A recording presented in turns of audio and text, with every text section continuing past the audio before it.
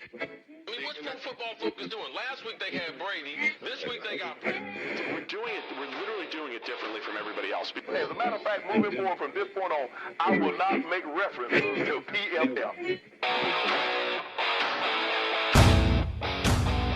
Do you not understand that they are that way because you're Joe Flacco? You just like to discredit things that people deserve credit for. That you can't possibly be expected to defend that. Talk about the game, Sam. So who cares about what people think about us? Yeah, I like football, I like football season and all the things that go with it.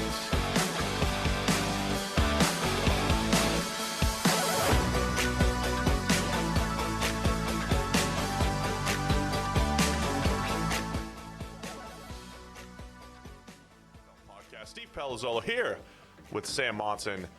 You put the timer on already? Yep, hit play.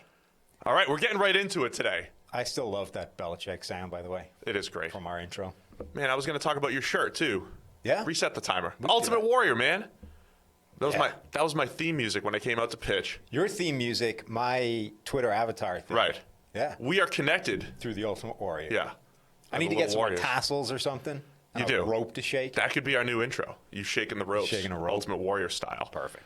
Anyway, if some of our listeners are too young, just YouTube Ultimate Warrior's best promos. Best promos. Yes, there's some good stuff in there. The guy was pretty insane. All right, so here's what we're going to do today. Rest in peace. This week, we're going to fix every team. We're going to give an off-season plan for every single one of your teams. Mm-hmm. I'm calling it fixing your team in 5 minutes. Okay. How's that sound? That sounds fine, Steve. So we have enough time. I did the math. 16 teams in a conference times 5 minutes. Yes. Puts us at 80 minutes. Okay. And I think that's a reasonable time for this. All right. So we're going to try to keep it on schedule, keep it tight, and we're going to fix your team in 5 minutes. We do that really well. Monday, AFC, Thursday, NFC, and then next week, we are at the mercy of free agency and responding and reacting to all that. And that's where we're going with the podcast. Ready? Yes. All right. Go. Reset the timer. I can't reset. I don't know how to work the remote control. It's T minus a minute and a half. Oh, man, you're killing me. I thought we had. All right, fine. We're going to start with the Miami Dolphins. We're going to go through the AFC East in no particular order. Don't even say it. Don't even say it. I know what you're going to say. I just listed teams. I just typed them out in any order in my brain. The Dolphins are first because they have the most needs. In no particular order. So fixing the Dolphins to start. They have to find a quarterback. They have Ryan Fitzpatrick. They're sitting at number 5 overall in the draft. But we like Joe Burrow. We like Tua. They might not have a chance to get a guy that we feel that great about. What should they do at quarterback? Justin Herbert, I just wrote about him the other day, feels like a bit of a stretch at 5. That's the issue. I mean, look, I think they have draft capital, right? They've got things they can do at the quarterback position, or things they can do in the draft to make sure they snag a quarterback, right? Okay, you're not going to get Joe Burrow. You have to go get Tua. Have to. Go do it. Make it happen. Do whatever needs to be done to move however far you need to move to snag Tua. If you need to go up to number 2 overall to make it happen, as we said before, that him checking out medically was great for the Redskins because now they can start shopping that pick as an option. Make it happen. You have the draft capital to do it. Nothing else matters if you don't get the quarterback. And that assumes they love Tua, as opposed to their analysis on him thinks he's not actually that great. Whatever they do, go find a quarterback in the draft. If they don't go up and get Tua and they keep their picks, or even if they trade down, I'm writing on the site this week, I'm trying to fix all of the bad offensive lines. And obviously the Dolphins had the worst offensive line. Bad. They could trade down. They could really overhaul their offensive line with the draft. If they are at number 5, or if they're able to trade down from there and it's not a quarterback, grab one of those first-round offensive tackles, Andrew Thomas, Tristan Wirfs, Jedrick Wills. It could be any of those guys. Those are our top 3 tackles. They could grab Josh Jones. On the flip side, they could grab 2 really good tackles. That is their biggest weakness. Their tackle spot is terrible, despite having Jesse Davis locked up at right tackle. I was like, he's not that great. I mean, their alternative would be you spend this offseason fixing everything else and then hope you get the quarterback next year. But you might be in the same position, right? If we end up in the draft, let's say we failed at the tanking thing again. We won a few games. Now we're picking number 6 overall again, and we're still no closer to getting that quarterback, in which case you need to do the whole thing over again. You need to either make some insane run for the number 1 overall pick to get a Trevor Lawrence or whatever, or you just kick it down the line again. So, look, you're never going to have a better opportunity. You can't guarantee a better opportunity at snagging a quarterback if you think Tua is a franchise quarterback. Get him in this draft, whatever it takes. It's a fascinating plan, though, if they just tried to fill all their needs and push quarterback a little bit. Because if they could come out of this with 2 top tackles, and if you guys read the analytics mock, which is surely going to aggravate some people because it's through a completely different lens, positional value and players you do not expect to see in the first round. 12 receivers in the first round, apparently. It's built through the pass game, which we love. But the Dolphins come out with C.J. Henderson, the corner from Florida, and Jeff Gladney, the corner from TCU. They could come out with 2 corners in the first round, a tackle, and maybe another tackle on the turn in the second round, and boom, there you go. Like some extremely valuable positions for the Dolphins as far as their turnaround. And then it's like, hey, is it Justin Fields? Is it Trevor Lawrence? How do you have who do you look at as quarterback next year? It's not the worst thing in the world, but you are kind of kicking the can down the road and taking a little risk. You're kicking the can down the road, and you're running the risk that you win enough games that you're in no better position to snag that quarterback, in which case you're in a really tough spot next year, because then you have the same question, only you've spent all the picks on this group that was supposedly building around the quarterback that still doesn't exist yet. So if you're going to do that, you almost need to win-proof the team with the quarterback, right? You need to roll into this season and say, all right, Rosen back Josh out there. Rosen is going to be the guy, and let's hope to God he doesn't develop. Otherwise, we're screwed. We need to ensure that the quarterback position this year is so bad that we cannot win more than 2 games. So in addition to the draft, the Dolphins also have the most cap space in the NFL. Is there a certain way to go? I'm assuming in free agency we would only be looking at some of the younger players. So we're talking about like the Javon Hargraves of the world, the DJ Readers, like only get guys that you know are going to be a part of the rebuild, the 4 and 5 year plan here, right? The thing is, they're in the same spot that the Browns were in before they snagged Baker Mayfield, right? Which is we're assembling draft capital and we're assembling cap space so that when we get the quarterback, we can deploy it all at once and quickly build a roster around this guy. I don't think you spend it until you know you have the quarterback. So what we were just talking about, this idea of, well, if you kick it down the road, you don't know that you can even get it next year. So you can't spend that cap space without knowing that the quarterback is in place. Honestly, if I were them this offseason, I would not be spend happy in free agency. I would wait. I would wait until I know I have a quarterback in the building to build a roster around, and then next year is the year I would be going spend crazy. All right, so here's how I'm going to sum up the Dolphins. Get the quarterback. The end. Normally, I would say go get some playmakers for him and then worry about the offensive line. But you got to creep back toward average. I got my creep back toward average shirt on under this. Yeah, perfect. Yeah, well hidden. I would go quarterback, get some tackles because Julian Davenport and Jesse Davis aren't getting it done. Then start to add playmakers around the quarterback. On defense, back to front, continue to add more coverage players. And boom, the Dolphins have been solved I think in 5 minutes. I think free agency for them should be a couple of low-level value deals that you think are going to be worthwhile, whatever happens. So use the cap space next year. Yeah. So just keep the powder dry, stay calm, keep the war chest intact, get a couple of value signings who are young enough to be around in a couple of years, and doesn't matter if it doesn't work. And even if you don't get the quarterback, are still useful components of a team, but not enough game changer to actually, threaten to win games and screw the whole plan up. All right, moving on to the New England Patriots. We're going to fix them in 5 minutes as well. So see the timer right there, Sam? I do. It's well right done. There. Boom. We're good. For New England, it has to start with the quarterback. Where are they going to go with QB? If you're in a perfect world here, do you want Tom Brady back, or do you think New England has a better option if you were running the team? That's a really good question. I honestly don't. It kind of depends what Brady wants from a contract point of view, right? Because so much of what they've built around Brady has been predicated on this idea of he will take a slight hometown discount, to enable you to put a better team around him.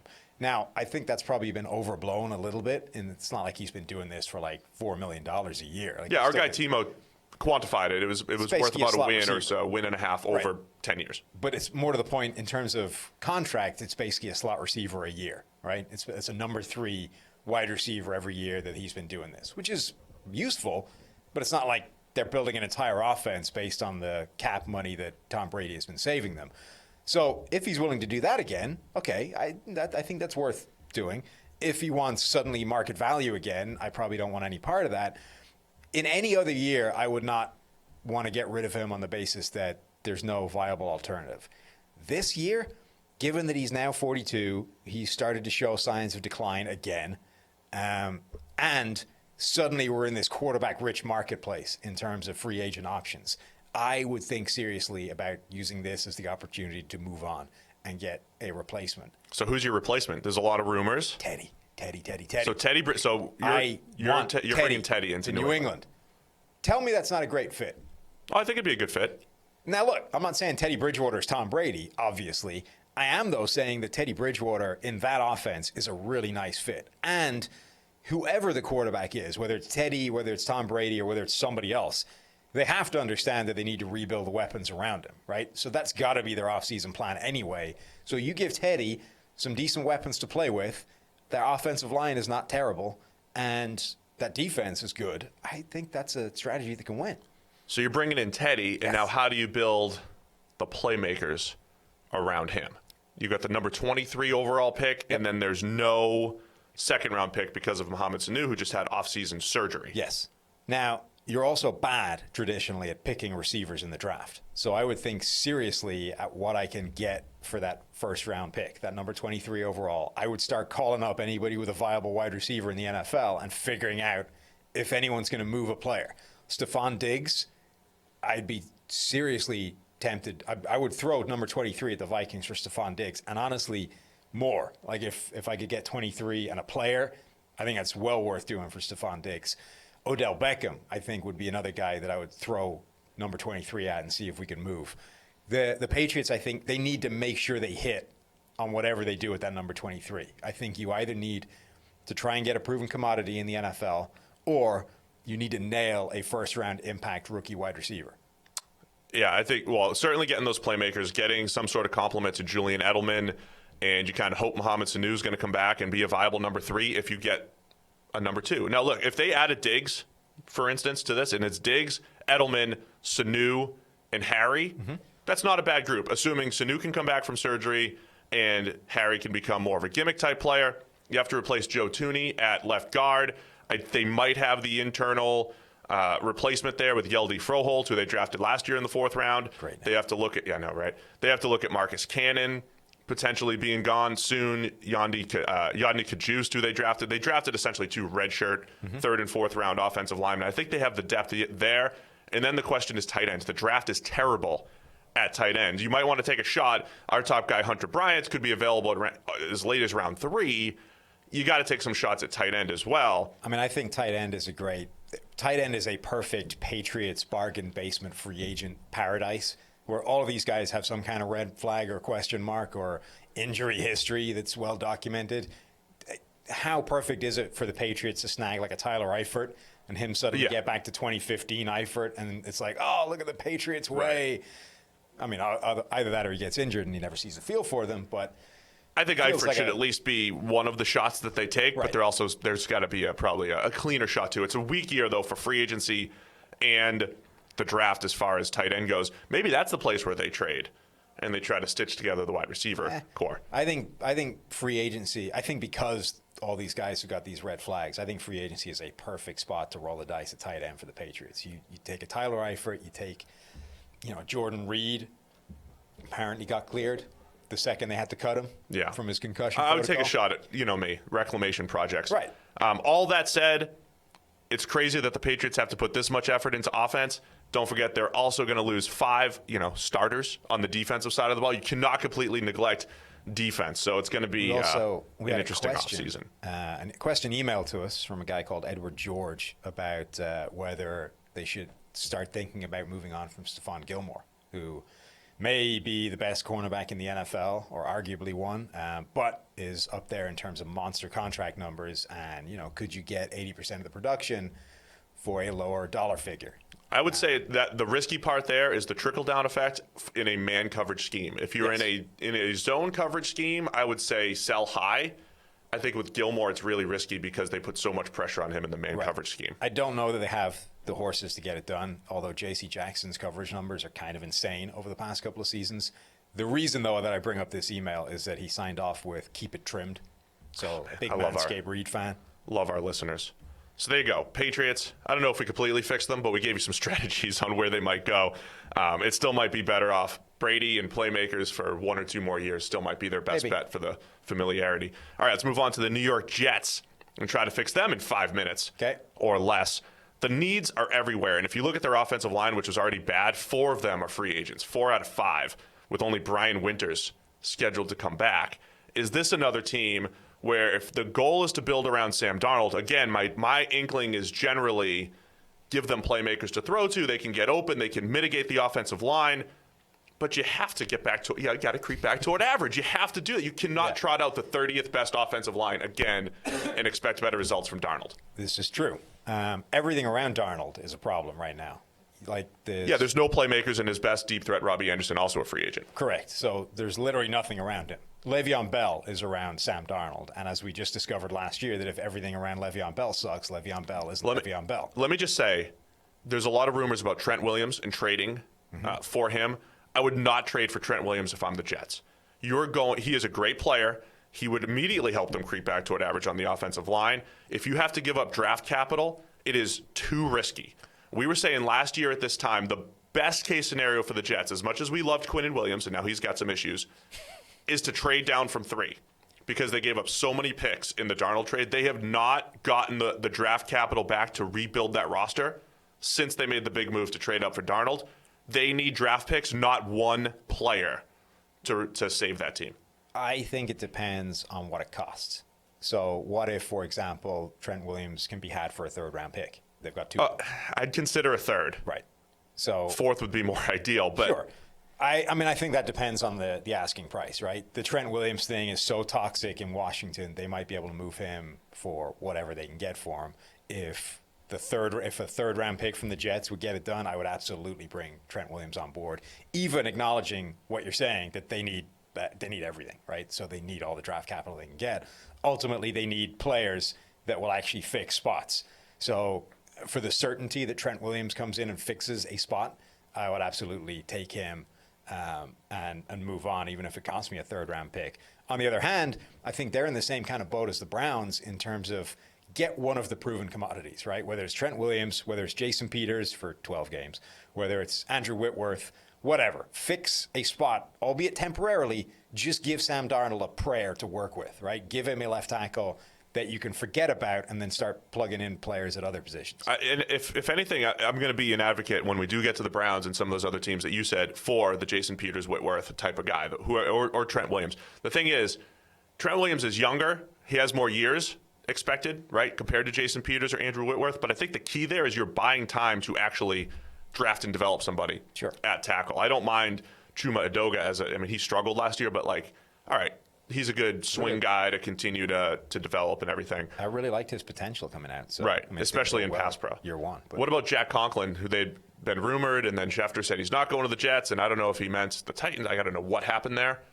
But if they did, grab a Jack Conklin, the Jets are also at 11, right, in the draft. They could get one of those top tackles as well. Yep. Draft a top tackle and start to build there. Should they be in the Amari Cooper sweepstakes? See, the interesting thing about the Jets is that they don't have all the cap space in the world that you would assume a team this not good. They're still top 12 or so. Right, but they're like half the cap space almost of the teams at the very, very top. So, well, last year at this time they spent a lot. They had a lot, and they spent a lot on C.J. Mosley. I know. Le'Veon Bell. But I think they need to be in the wide receiver market, whether it's Amari Cooper or whether it's somebody lower down. Honestly, they should be trying to bring Robbie Anderson back.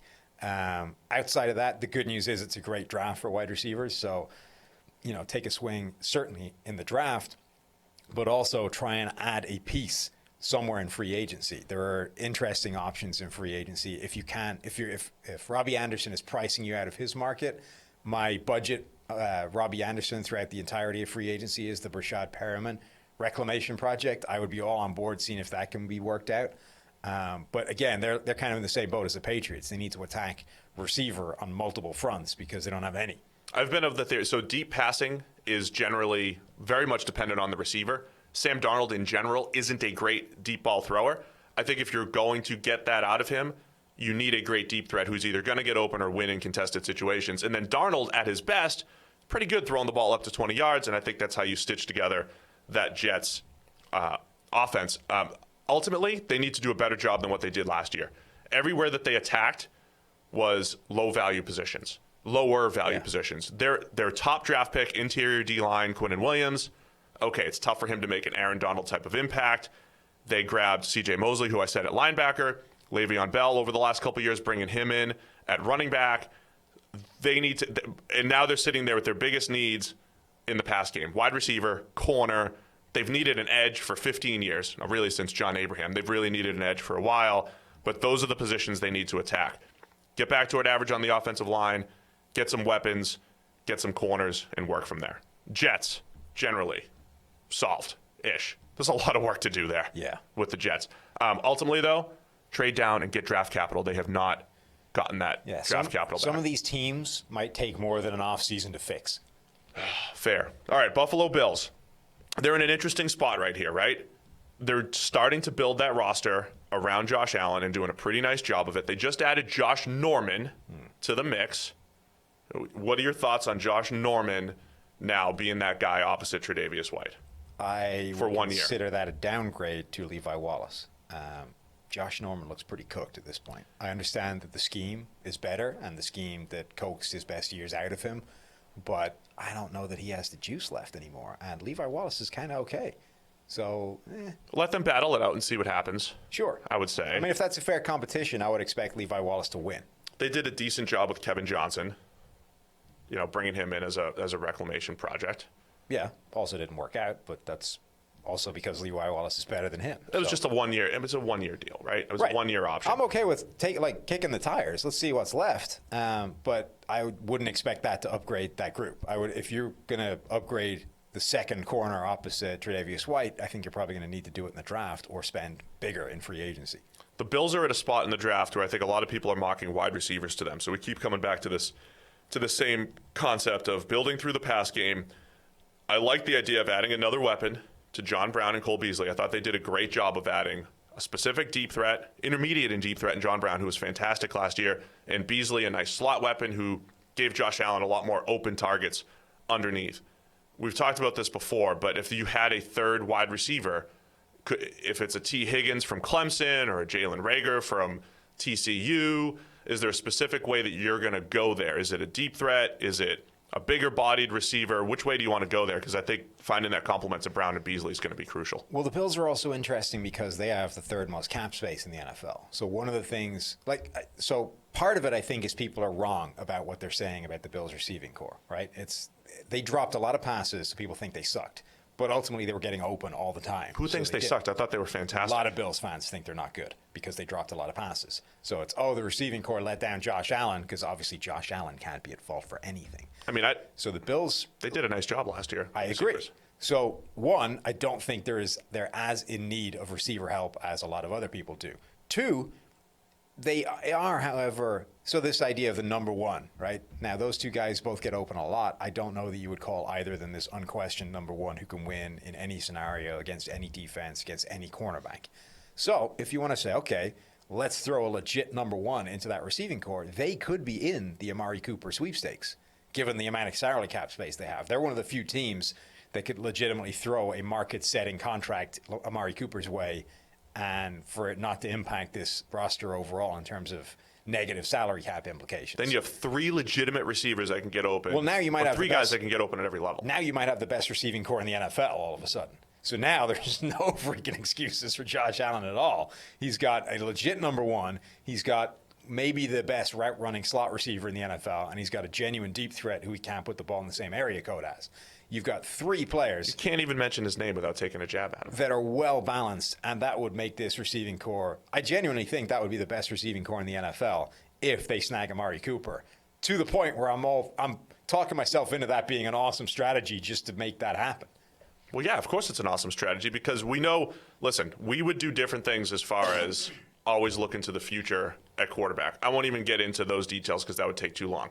But get a lot of hate. But I wouldn't. You don't have to wait till year 3 before you start looking for the next guy. All I'm saying is you're always looking for the next guy at quarterback in general. But they're going to build around Josh Allen. The best way to do that is to get a perfect scenario would be getting an Amari Cooper, pairing him with John Brown and Cole Beasley. That would be fantastic. Yeah. I think if they did that, that might free them up, as we're focusing on offense a lot here. But in the first round, if they grabbed one of those tackles as well, this tackle-rich class. Deion Dawkins was nice at left tackle, has been pretty good.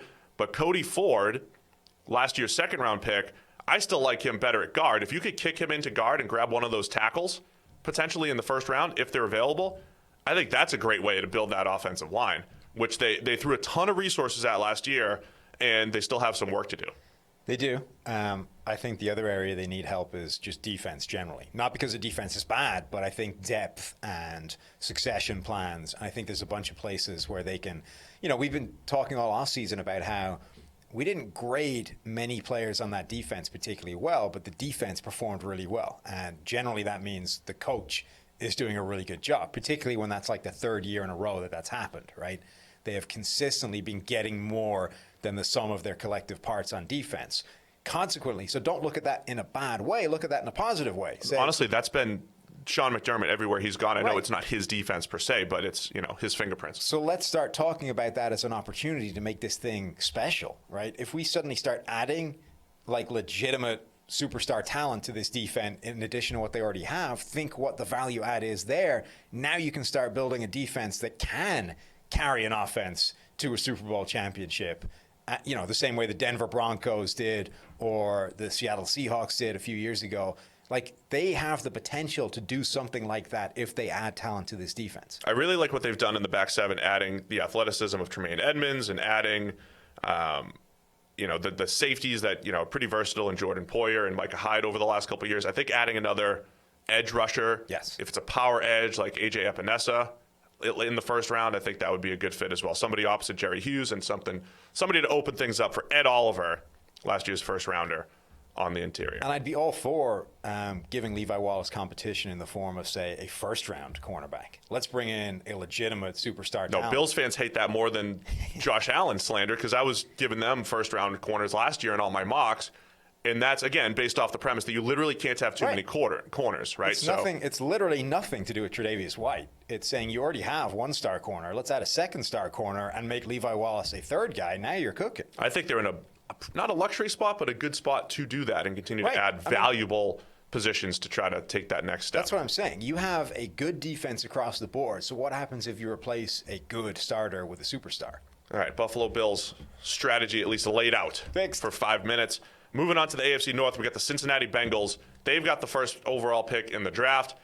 Does it all start with Joe Burrow? Is there any other potential strategy there with that first overall pick? No. The end. Solved. All right, so we start with Joe Burrow. We've discussed A.J. Green on the last podcast. If having him for at least one more year under the franchise tag is the right play for Burrow and his development, we don't always draft and build for just 1 year, Sam, right? Correct. Some people like to do that. It's a multi-year rebuild for Joe Burrow. So how important is 1 year of A.J. Green to get things kicked off for Burrow? It's not that I think it's make or break for Joe Burrow. It's that I don't really see an upside to letting him leave at this point. I know you get a compensatory draft pick, but ultimately it's a mid-round pick that doesn't really do you a whole lot of good anyway. Look, I think when you don't have a giant group of receivers that will make his life easier, keep around a guy that should be one of the best in the NFL when he's healthy. For 1 year, franchise tag money, you've got the space to make it happen. I just don't see the upside to letting A.J. Green walk. So I like the idea we talked about the other day of let him come back, let Burrow feed him the ball, and then he's trade bait by week 6, right? I don't hate that.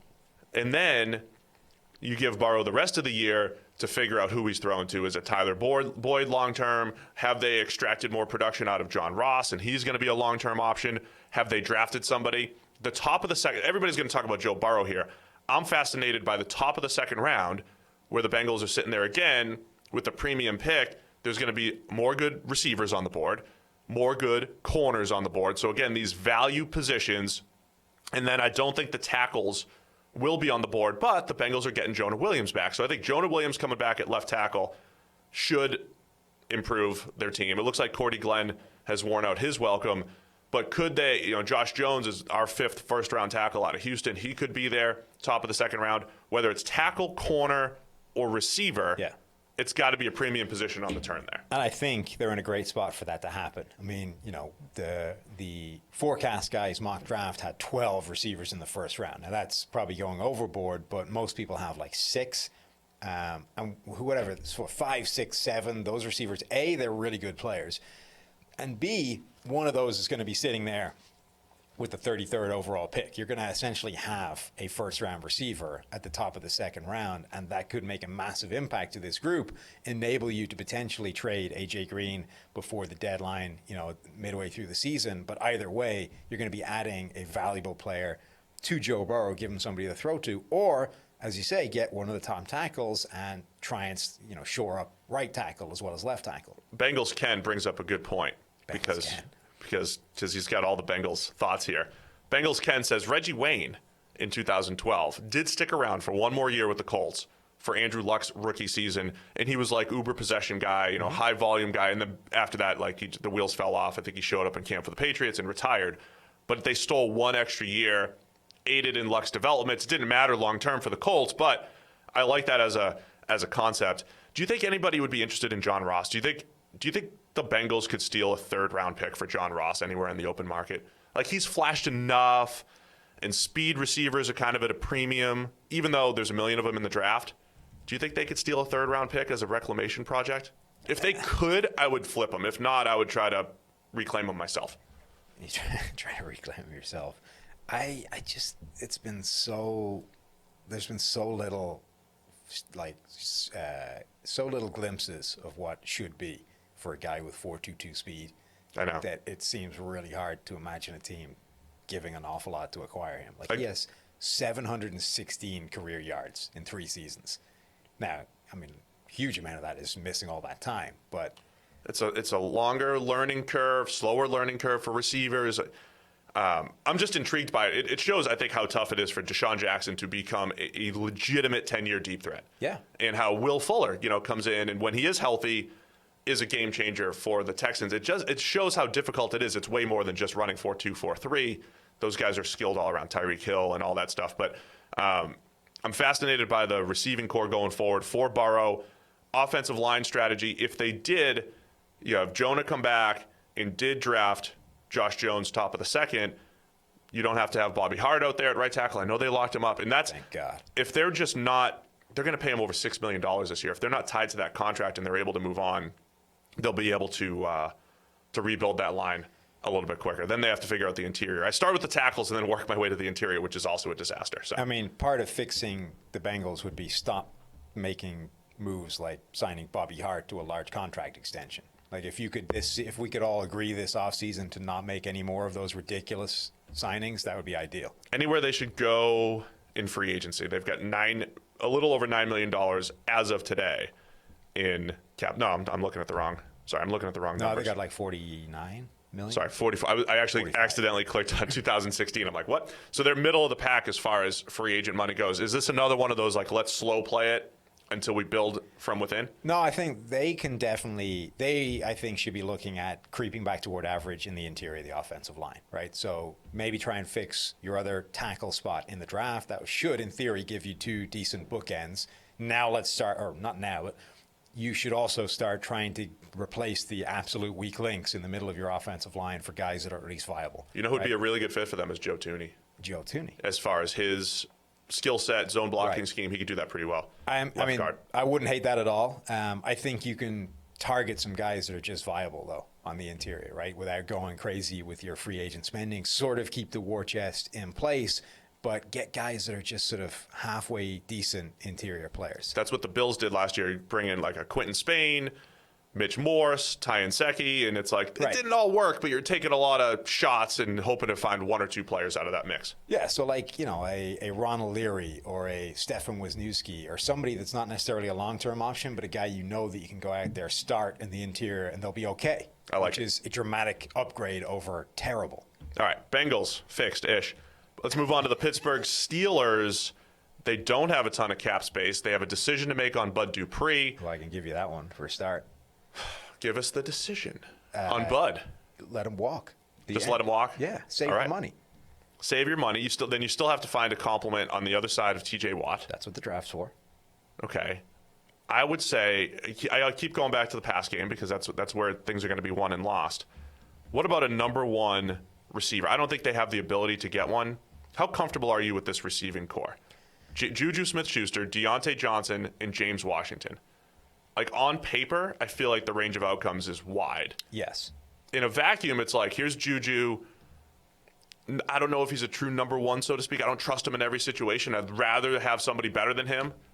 But if he had to be the guy, Deontay Johnson can get open, James Washington, a deep threat. Like, they've got the skill sets you want. I just kind of wish that there was another guy in that mix.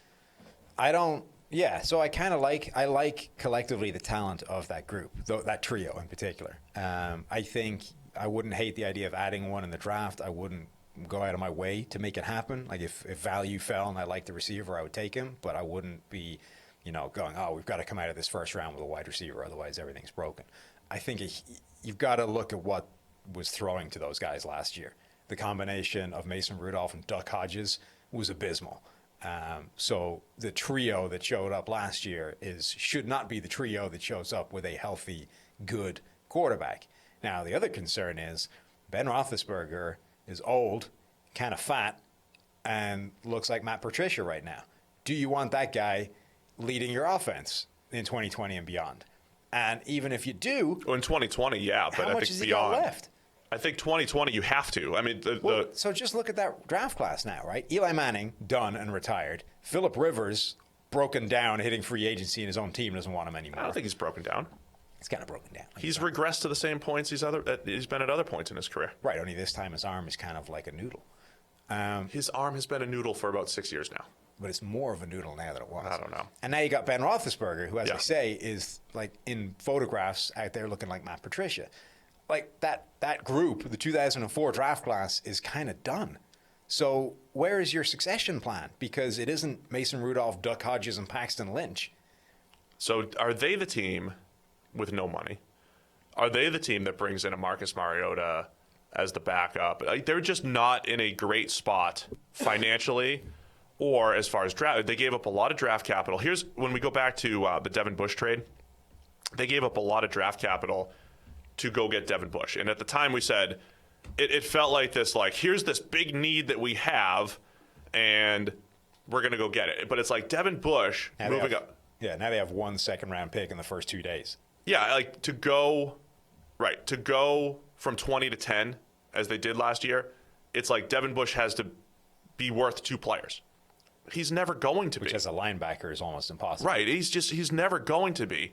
And then you sit there a year from now and it's like, okay, we just gave up. They don't have a first-round pick now because they traded that for Minkah Fitzpatrick, which is fine if you're like, oh, we got our first-round pick a year early. Well, he's also 2 years closer to free agency, and he's a safety. He's a good player. He fit in the system pretty well. But then when you get to this snapshot of the offseason, and it's like, we could use another receiver. The O-line is going to need some help soon. Our edge rusher, Bud Dupree's about to walk. We got to replace him, and we don't have a first-round pick. And corner has always been a situation where, okay, Steven Nelson was fine. Joe Hayden's getting older. Mike Hilton's. You need more depth there as well. There's a lot of needs here for the Steelers, and they spent a lot of draft capital on Devin Bush and Minkah Fitzpatrick. And they don't have a huge amount of money to play with in free agency. So, yeah, the Steelers, honestly, are in a similar situation to the Minnesota Vikings in terms of they kind of need to nail this offseason in order for them not to struggle in 2020. Only, unlike the Vikings, like, they don't have any draft picks. So the Vikings need to, like, nail on a couple of picks where they've been struggling. They need to actually hit on some draft evals.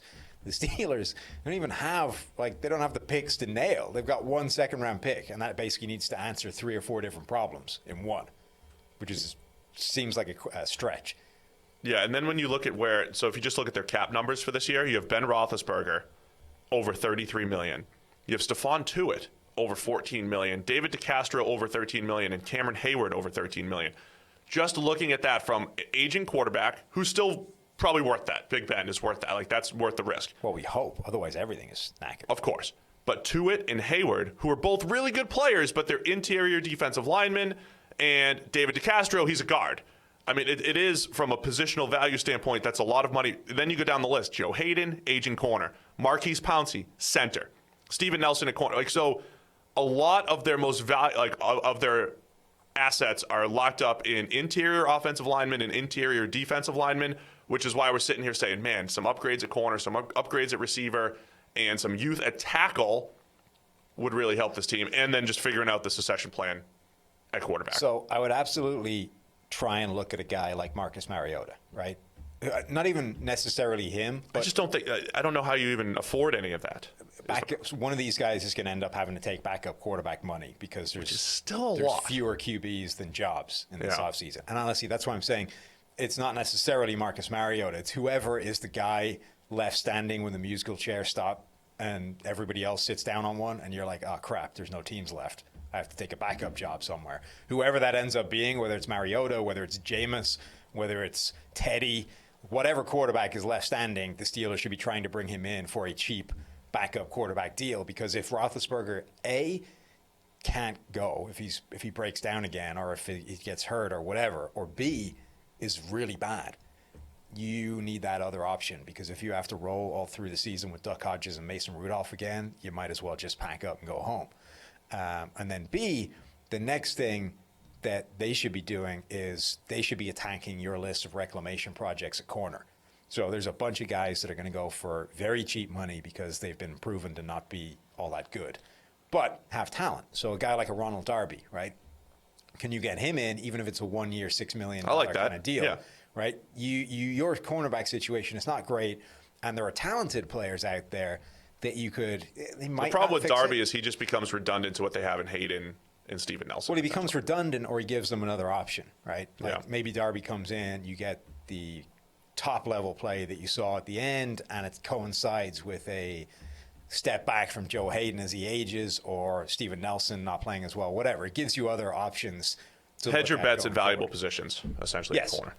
Well, the Steelers, I think the offseason strategy, trade down as much as you possibly can. That 1 second round pick. With the 1 second round pick, you got to accumulate assets as much as possible.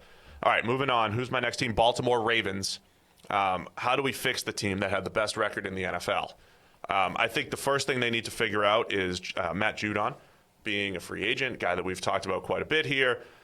They've constructed the free pressure pretty well, schemed it up. They don't have a ton of cap space relative to the rest of the league, but enough to play around with.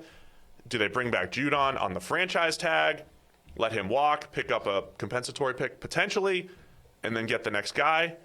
I think that's the first question of the Ravens offseason. I would be perfectly prepared to let Matt Judon walk. They did it a year ago in terms of Zadarius Smith. I don't see a massive downside to letting him walk out the door, getting the compensatory pick in the future, and being able to attack that position in the draft. I think they could do that, not suffer any kind of downturn in production because of how dependent it was on them being the most blitz-happy team in the NFL in terms of by alignment scheming him up against tight ends a ton. I think they can generate that pressure elsewhere.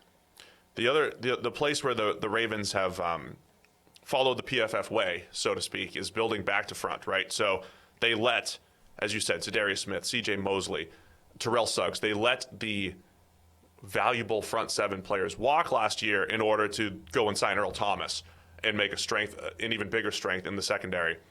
Is the secondary a place where strategically you just continue to add more and more? I mean, I know it is, but Marlon Humphrey's about to get paid, right? Brandon Carr, Jimmy Smith back there is now a free agent. Marcus Peters is back there, who they traded for in the middle of the season. Do we just continue to throw assets there, late first round? So that's the issue, is that at some point that collection becomes really expensive. I think it's the right way of doing it in terms of you can essentially create this incredible group of cornerbacks that make it really challenging for any opposing passing game to function. You then augment that with the most blitz-happy, defensive scheme in the NFL. Now you're causing real problems for opposing passing attacks because A, they're already being challenged by the coverage, and B, there's going to be pressure because you're getting blitzed all the time, and blitz just generates more pressure. The reason most teams don't do it just more than everybody else, or more than they do now, is because it stresses a back end. Those guys have to be able to hold up. If you know they can, and that's already a problem, then it's a great defensive strategy regardless of who the players are. So the problem with that team building strategy of let's just throw all the assets at the backs, at the back four, the secondary, the back five, is at some point those guys are all going to get paid Stephon Gilmore money, and that breaks your salary cap. So that's why I'm wondering. You got to get cheaper when you can, Right. is what I'm saying. So that's where, again, when people mock draft, right, they're like, okay, let's look at the Ravens. They got a really nice roster. The O-line's looking good. They drafted a first-round wide receiver last year. You got Lamar Jackson. They're set everywhere. Okay, they need an edge. Matthew Judon's going to leave. Let's draft an edge. Mm-hmm. But should they be all in on the next corner? Because Marlon Humphrey's about to hit his fifth-year option in 2021. And then, like you said, he could be a $20 million a year corner under the new salary cap, right? And do you just want to put yourself in position where you're comfortable with those guys walking, or who cares? Even if it's not Marlon Humphrey, it's like, how long is Marcus Peters going to last here? How long is Brandon Carr going to last? And we've got Jimmy Smith walking as it is, in his 30s and banged up. So is this like, man, stick to the strategy that got you here, build that secondary. Plus, Earl Thomas is getting older, too. I mean, it's just continue to add in that, the back four, five. I mean, I'm not saying it's a massive glaring need or anything, but I think if you want this to be a sustainable enterprise, right, as opposed to we're building for next year and nothing else, then you need to think about the secondary because they're old and they're expensive.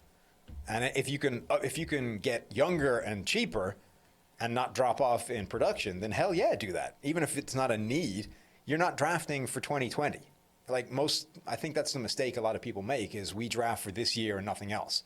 And that's how you end up having people say Chase Young should be the number one overall pick. Well, that's what fans definitely do. And then, some in the media focus just on what did I just see and what do I do for this year? So we're not building for 2020. We're building for the next however many years. And if you're doing that, you need to think about the next few years of this secondary, which gets hard to keep together because they're old and expensive. So Ravens have some foresight in the secondary. God, don't draft a running back. All of their linebackers are at the top free agents here. Yes. And then I think that's where they, my boy Nick Kwiatkowski, if they're going to go bargain basement linebacker, nice little 2-down run stopper and good blitzer, good flipper when he blitzes, right? Flipper guy. So find the bargain linebackers. Don't have to go find the next C.J. Mosley. David Mayo. I wouldn't hate a franchise tag on Judon, but I'm fascinated by the idea of could you get the next guy up there and just develop him and scheme it up, right? And then I wonder at wide receiver if they need to start mitigating the idea that in pass-first games, they need guys that can get open a little bit more and make life easier on Lamar Jackson so they don't have to be so dependent on game flow and a rushing attack setting things up. I mean, I think wide receiver across the board is a place where I don't know that any team can ever be wrong by snagging a wide receiver, right? Now, don't make it your number one overall priority for every team. But if any team drafting a receiver in the third round is not going to be wrong, right? Because you should always have extra wide receivers coming in. The game is just too important from a passing point of view. Having said that, if there's a team out there that I don't think needs to go crazy for wide receivers, it's the Ravens and to an extent the 49ers because their passing attacks function in different ways than most teams. They have a lot of receivers already. They're just a tight end. Right. And they have that running game. They don't need to go crazy. We saw how much of a difference Marquise Brown made, the deep threat that can scare teams and change the game, even when the ball's not going in his direction.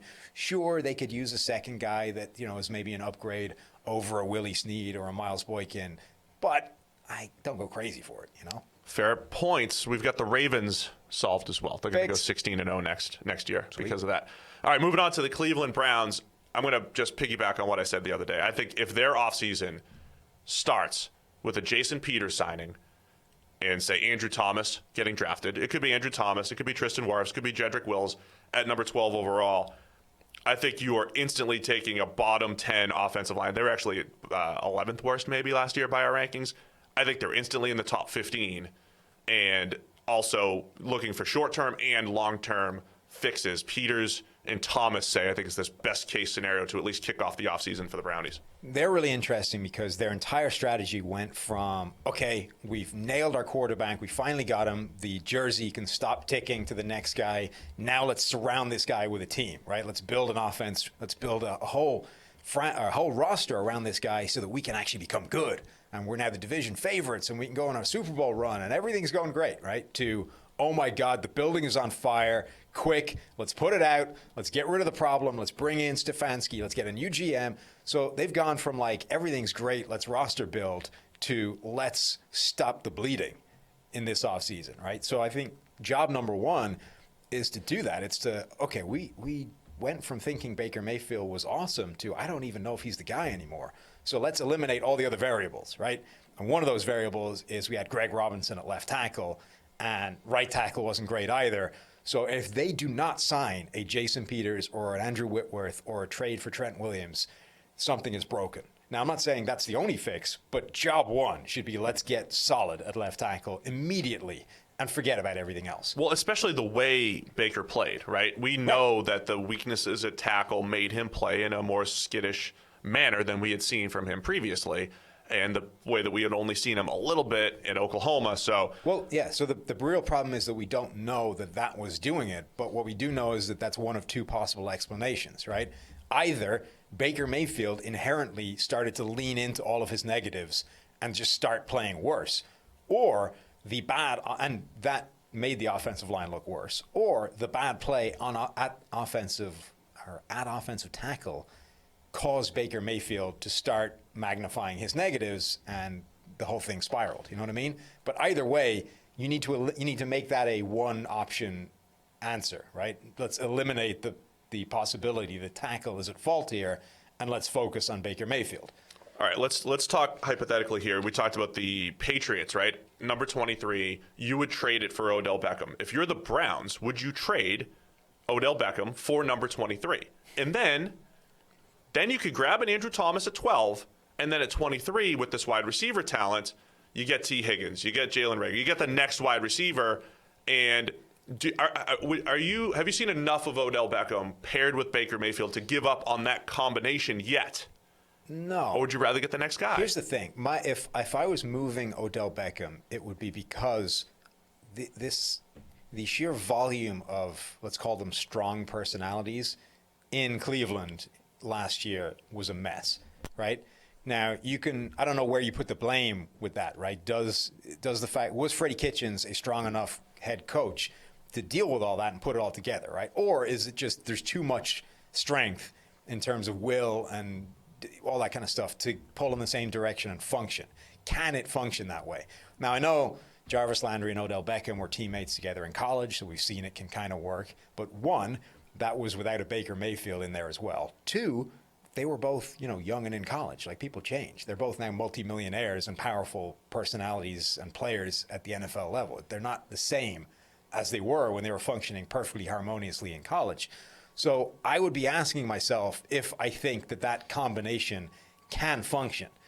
If I don't think it can, if I'm the Browns, the guy I'm trying to get rid of is Jarvis Landry, because I think the talent in Odell Beckham is just too much to get rid of, right? I don't see enough from Jarvis Landry to make me go, okay, that's worth the pain in the ass.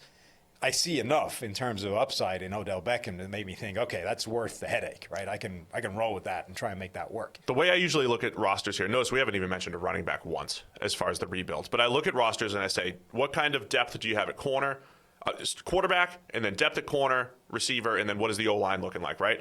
Last year, we're looking at this receiving core. It's like they brought in OBJ. You pair him with Landry, the possession guy. Rashard Higgins is a beautiful number 3.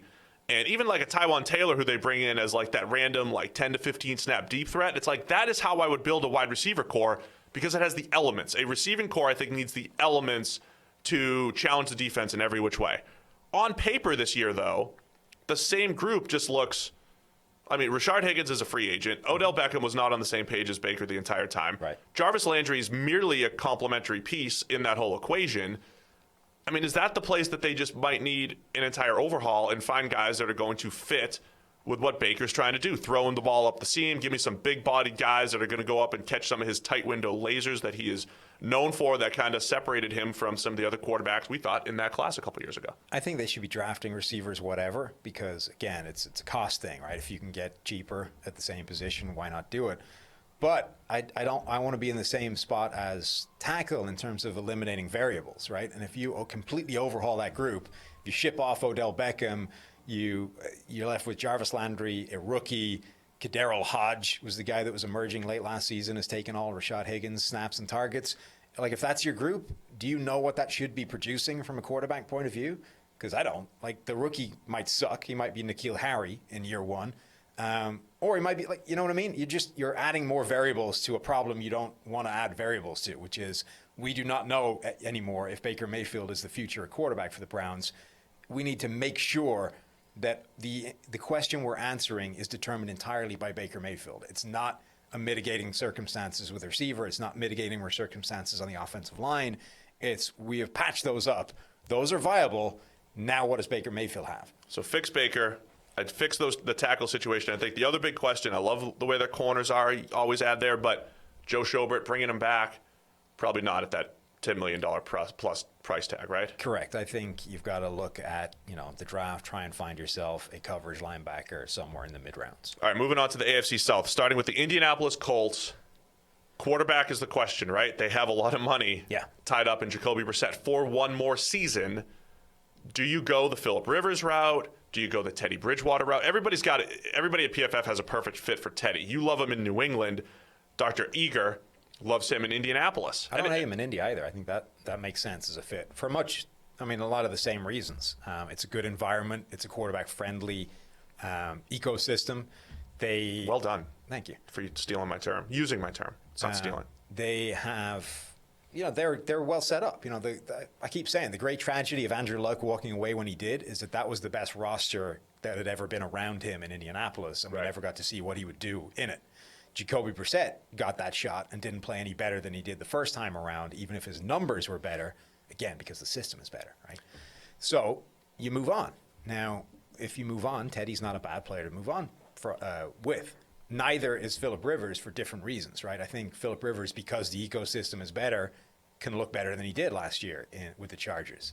But he's a shorter-term deal. We've paired Marcus Mariota with so many different teams, only because the funny thing about the NFL is, like, until you see something, you don't copy it.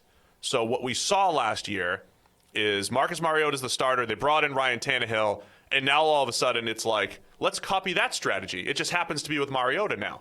So we've done this, right? Mariota go to Chicago with Trubisky. Mariota go to wherever else, right? As this backup, and maybe he's better than the starter, see what happens. What about doing that here? Mariota, I think Mariota's a better quarterback than Jacoby Brissett. Yeah, but it's marginal. So are you bringing in Marcus Mariota as a starter, or are you bringing him in as, like, competition, or are you bringing him in as the backup that could, like, the Tannehill from If it happened, I think teams would copy what they do. Like, Tannehill, he's just in the background. Let's wait till Marcus, like, really screws it up, and then Tannehill's in. Right. I feel like if the Colts did that, they would do the same thing with Jacoby. Well, the problem with that is you're basically saying Jacoby's still good enough to be a viable starter, which he clearly wasn't. Yeah, but that's more like playing the QB room and the mental game and all that stuff. Right, but my point, it's not so much that it's not the PR problem. It's the fact that you've basically said we're not hoping to get much better than Jacoby Brissett. If you're coming in and saying this guy is not a clear upgrade over Jacoby, but we're hoping he steals the job when Jacoby plays bad enough, like that's real lack of ambition at the quarterback position. You need to be coming in here and saying, all right, the way he played was not acceptable. We need to be way better than that. Here is our solution to that. And it's whatever it is, whether it's a Teddy, whether it's a Phillip Rivers, whether it's a Jameis, whatever. You have to say that we need to get significantly better than we saw last year. Mariota is not achieving that if you're saying, okay, we're going to bring him in as like a competition thing. What if the Colts, with the second most cap space, just try to drop the hammer? They go Tom Brady, Amari Cooper. Now we just play fantasy football. Tom Brady, Amari Cooper, Tyler Eifert. Okay. As you just go playmaker central and bring in Brady. I mean, seriously, the Brady thing is not a terrible idea. Like, Tom Brady, again, superior ecosystem, right? He's got a good offensive line there in Indianapolis. They've got the chance to add some weapons, whether it's, maybe not the Amari Cooper thing, but you can draft them. You can also target, somewhere in free agency, whether it's a Robbie Anderson, although you've got a deep threat already, whether it's an Emmanuel Sanders, whether it's my favorite reclamation project, Rashad Perriman, whatever. There's options in free agency to add another weapon to T.Y. Hilton. And you get to put Brady in a dome for potentially the last year or two of his career. Absolutely. I honestly think that's a good spot I for him. think Brady and Cooper with Ty would be fascinating. Yeah, I mean, then they've got 3 picks in the first 2 rounds. They got 2 second-rounders. Again, they've done a nice job of accumulating draft capital. Maybe you attack offense even further with one of the crazy wide receivers. Man, I love playing fantasy football with playmakers, though. Yes. Every reason that people are using for Phillip Rivers being a good fit in Indianapolis is also applicable to Tom Brady. Yeah, absolutely. I think Rivers playing behind the nice offensive line, again, assuming Anthony Costanzo comes back, by all accounts he wants to come back to Indy, they would feel pretty good as a top 5 O-line again. Quentin Nelson's the best guard in the NFL. Braden Smith has been good at right tackle. If Costanzo's there, they're solid. Defensively, is this where they start throwing cap money at the edge defenders? Is this where it's like a Jadeveon Clowney? It's a Shaq Barrett. It's a guy that can get after the quarterback, which they don't really. They have Justin Houston there, but it's not like they're set up for the future with guys that can get after the quarterback. They've done a nice job defensively, taking a no-name bunch of guys and been reasonable, but is this the time that they start to add star power to that defense? Yeah, same argument as the Bills, right? They're in a similar spot in terms of we've not been grading that group tremendously well. They've got a couple of They've studs. been okay, though. The Bills have been really good defensively. No, I know, but it's the same logic, right? I think they've been better than the sum of their parts from a talent point of view. They're lower down on that list, but it's the same idea, right? So if you start adding superstar talent to that group that's already outperforming their talent level, you move the needle. So yeah, I think Justin Houston played well last year, but he's getting on in years, and he's been an injury question mark for the last few seasons. So yes, if you can add legitimate outside pass rush to that, absolutely. I also think everybody on that defensive front could be upgraded upon if you snag the right prospect, whether it's one of those top interior guys in the draft, Derek Brown, or whatever. I think there's plenty of places on that defense you could upgrade in terms of talent. There's a lot of people talking Derek Brown, probably more likely Javon Kinlaw going there. I don't know. I'm still of the mind, if I come out of the first round with a defensive tackle in this draft, I'm just not that excited. I'm not excited. No matter which team I am. I'm not necessarily excited, but I think for a team like this, where you're talking about just raising the bar, raising the level of talent in a specific spot that's already functioning well, I think that's actually a really good investment of resources, just because of the sort of comfort factor of knowing what you're doing.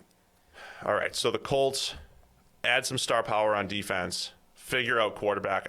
Either way, I think first priority, I would try to upgrade over Jacoby Brissett, just because I think there's 7 or 8 guys that do that. Yeah. So I'd say that's the first priority. Great. Add playmakers, get Costanzo back. Colts, solved. Who's next on my list? In the order The Houston Texans are next on my AFC South list. The Texans are very similar to the Rams, where you're sitting here again in this snapshot of time, and it's like, all right, now's our chance. We have to fix this, this, and this. How do we do it? Oh, no, where did our draft picks go? Yeah, or the Steelers. Or the Steelers, right? The same thing we just said with the Steelers. Where's our cap space? Where are our draft picks? So the Texans have the cap space, but they don't have the draft picks because Laramie Tunsil is their first-round pick for the next 12 years, right? Yeah. So Houston almost certainly has to go the free agency route. They've got 3, 6, 8th most cap space. So is this going to be one of those off seasons where like Houston wins the off season because they're putting all these guys around to Deshaun Watson, and it's going to feel like they did as much as anybody else, but you still lack that build from within over the last couple of years that has been kind of hit or miss. Yeah, you do. The good news for that is that they have the quarterback already. Of course. They're in That's a good spot. a great start. Yeah, they're in a good spot because they have Deshaun Watson, who has superstar level talent. Maybe not superstar level production throughout the entirety of the season. We've talked before about how there's always the sort of stinking game just around the corner. Right. But in theory, you're set, right? You know that you've got a quality quarterback you can build around, and you don't have any draft picks anymore. They've got just the 1 second-round pick in the first 2 days, again, like the Pittsburgh Steelers. So let's start throwing some money around at some quality players. Now, honestly, I'd be kind of tempted to bring back DJ Reader amongst their own free agents. Let's start, with what's leaving the building before we start adding things. I don't really see an upside to letting him walk out. He showed last year that he can be a really good interior player. He's obviously a monster run stuffer. But he was also, reasonable pass rusher for a guy that weighs as much as a small moon. Think Grady Jarrett. Like Grady, this is what's tough with re-signing those guys. The Falcons get 3-4 years of excellent production out of Grady Jarrett, and then you have to re-up him, and all of a sudden he becomes one of the highest paid guys. He goes from a steal to like, is he really worth all that money? I don't know. I just went full roll. I don't know, Jim. I don't know if he's worth all that. I don't know. He's better on a rookie contract. You could get $17 million a year for that. I could do that. Watch, they're going to run right. How's that? Perfect. How's that Tony Romo impression? Anyway, that's the risky part about Reeder, and I do love the concept of stitching together your defensive line with like the Ndamukong Suhs and the old guys in this market right now. I feel like you could save money, get some 1 and 2 year stopgaps while you build from within there instead of maybe overpaying for Reeder at a less valuable position when corner is the place. They've got the cap money, and it's got to be Byron Jones and Chris Harris. It's got to be the top. They have to come away with one of those top guys, right? Yeah, well, stop after Byron Jones. This is the team that should be securing Byron Jones at all costs. It almost doesn't matter what it costs to get him. He is a perfect fit in this defensive scheme. They should 100% make that happen because they have the cap space to do it, and they can go toe-to-toe with anybody who's wanting to get him. I think the combination of Byron Jones to Houston is one of the best off-season combinations you can put in any scenario, whether it's draft or free agency. Yeah, so I don't love the construction of Houston's roster because of the massive holes on the back seven.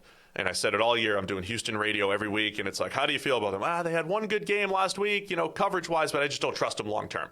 And ultimately, that was their downfall. I think this year, even if it's like using their draft capital on corners and grabbing a Byron Jones, but this is the risky part of where Houston has been. They've been limited. They lost a lot of draft capital because of Deshaun Watson, which is fine. You got to go get the quarterback. And then they lost a lot of draft capital because of Laramie Tunsil.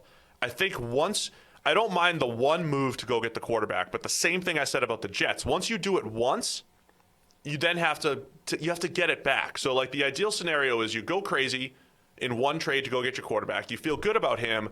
The next draft almost immediately needs to be trade back as much as possible and get your assets back as much as possible, right? So you're not sitting here and heading into year 4 of Deshaun Watson's career, and it's like, how do we build around him?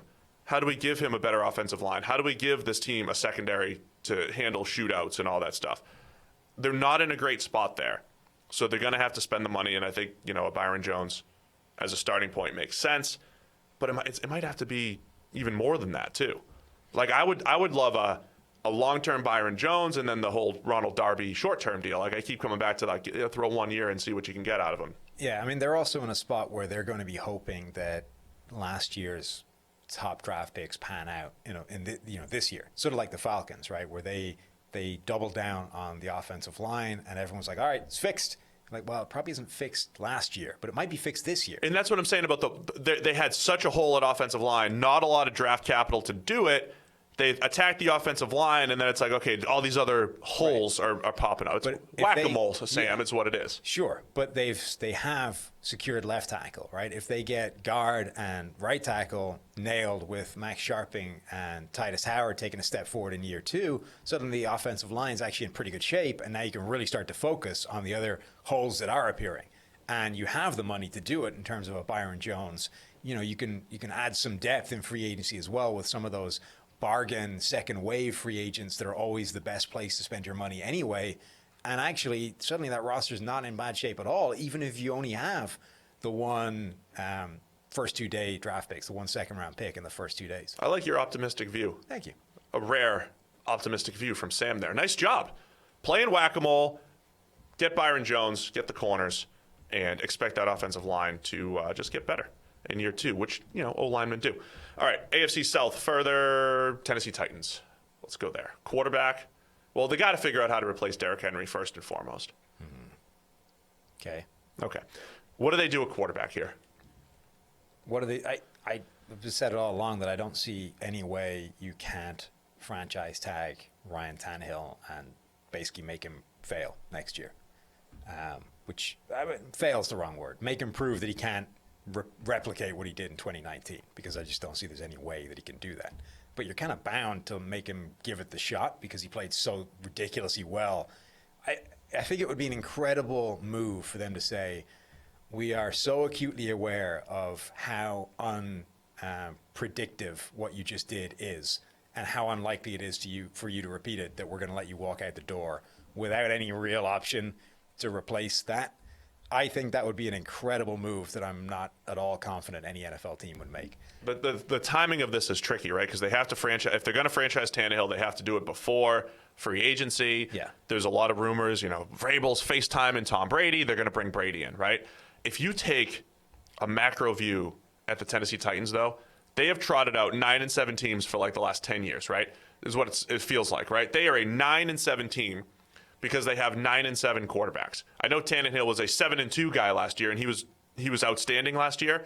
But it's one of the beauties of having 8 years of data on him. It is very difficult for him to duplicate that. Him and Marcus Mariota are a lot closer as quarterbacks than maybe last year would indicate if you could, if you could separate the 11-game sample of Tannehill, 12-game sample where he was excellent and then, slowed down at the end.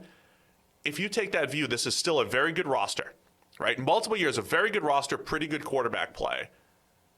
And then it's like, well, we could go get Tom Brady and try to hit a home run. With still a very good roster, a 9-7 roster, Brady makes it an 11-win roster, and then we're a bye team, second round, number 2 seed team, whether that's a bye or not, and then we've got a better shot at the playoff run. Like, is that the viewpoint that they should be taking given the roster that they have?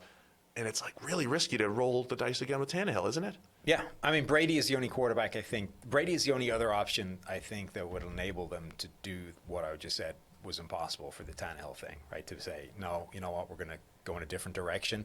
If the different direction is Tom Brady, I think you can get away with that. You can sell that. If the different direction is anything else, I think it's way too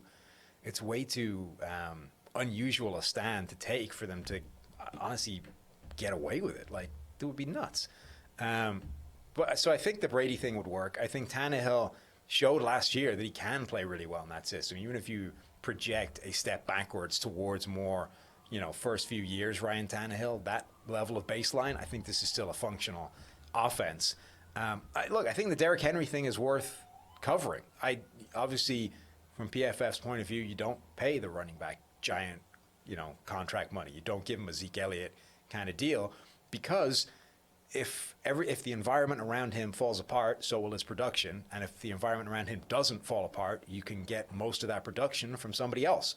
So it's not worth the giant investment in money. You should use that resource somewhere else that will enable whoever is back there to function at a really high level. And I keep coming back to the receiving core. We saw A.J. Brown look like a legitimate number 1. He didn't do great in the playoffs, though. And it's one of those things where Corey Davis might not be on the Hall of Fame track. That was expected. They added Adam Humphries last year, getting a compliment, throw another guy at the receiving core. They're losing Logan Ryan at corner. It used to be their strength, saying, hey, we could trot out Malcolm Butler, Adoree Jackson, and Logan Ryan. And as far as like a 1 to 3 group of corners, that was like top 5 in the league, right? But the fickle nature of coverage, it's like, some weeks look good, some weeks don't. So they need more resources thrown on the back end as well. And it seems like they've needed a consistent pass rusher for a while now. Cameron Wake, still old. Harold Landry, jury's still out. So still old. Hasn't discovered the fountain of youth. Hasn't, in fact, got younger. Still old, right? Yeah. That's the analysis. Cameron Wake, still old. I would be fascinated by Brady here, though. Brady throwing to, if they'd added nobody else, A.J. Brown, legitimate number 1. Adam Humphries, the guy that the Patriots tried to get for Brady. And Corey Davis as a possession big body number 2. I feel like and Jonnu Smith at tight end, I feel like they could, Delanie Walker, I feel like that's a decent group of playmakers where Brady would look at this and say, I could deal with that. O-line's reasonable enough. I think this is one of the situations where Brady might want to land. Yeah, it's not a bad place. I mean, this is a team that made the postseason last year. But I think the play for Tennessee is franchise Tannehill. That's the one that makes the most sense, right? And honestly, the really tough spot about this is that Tannehill will almost certainly take a massive step backwards next year. So you're essentially saying the right move for you is to, for 1 year, snag a quarterback who will be much worse than he was a year ago. But that's kind of the situation you're left with because he played so well last season. You're just stuck with it. Off a little bit of hope. Yeah. But it's not the same as like rolling Mitch Trubisky back out there or Blake Bortles. It's like, you won games because of Ryan Tannehill, not despite of him. Yes. Which is different. And so even, you're trying to recapture the magic where he say, led you to the playoffs. Even if you get early career Ryan Tannehill as your baseline, you're still way better than a Mitchell Trubisky. Oh, absolutely. Yeah, Tannehill was an underrated. He was a good, solid player. Had a good situation last year. Titans fixed-ish. Jacksonville Jaguars to round out the AFC South. Oh, God. This is the fun part. This is where we're gonna. This is one of those teams that can't be fixed in an offseason. We're gonna save the Jags. It's been a big fall from their 2017. Here's the Jags' history from like 12 to 17. You've got this team just stacking up high draft picks to the point where they had a pretty good roster. And you're sitting there in 2016 and 17 saying, where are the holes on this team? It comes together for 1 year. They go to the AFC Championship, and then it's all falling apart. The team that was built with this incredible coverage unit, Jalen Ramsey's gone. They just traded A.J. Boye. There goes the coverage unit. They were a great pass rushing team. Gone. That's been depleted. And they were never a great offense, but, they stitched it together well enough where every year you're like, hey, just throw a wide receiver at them and, they might be a pretty good offense. Now the holes are glaring and they're everywhere. What's tough for a fan base is taking a strike. Corner wasn't a strength in your offseason needs column for the last 4 years in Jacksonville, and now all of a sudden, other than just deciding on quarterback, figure out who's going to cover somebody on the back end in Jacksonville. Well, I mean, effectively every player of consequence from that team that could have made the Super Bowl is not there anymore. Calais Campbell, maybe the only one that's left, right? So the entire thing is turned over, and you consequently need to rebuild almost everything. It's Calais and Miles Jack, pretty much. You're right. So you're left with on the defense a receiving core that needs help, an offensive line that could use upgrades, an entire defense that needs talent, everything. You have a modest amount of cap space, and you have a pretty good draft situation in that you have 2 first-round picks and a couple more first 2 day selections, rather. Right. So you're in a reasonable spot in that you have ammunition. You're in a terrible spot in that you can use them everywhere. Their biggest offseason problem, though, I think, has to be what the hell is the quarterback situation heading into 2020? So the rumors are that they want to trade Nick Foles.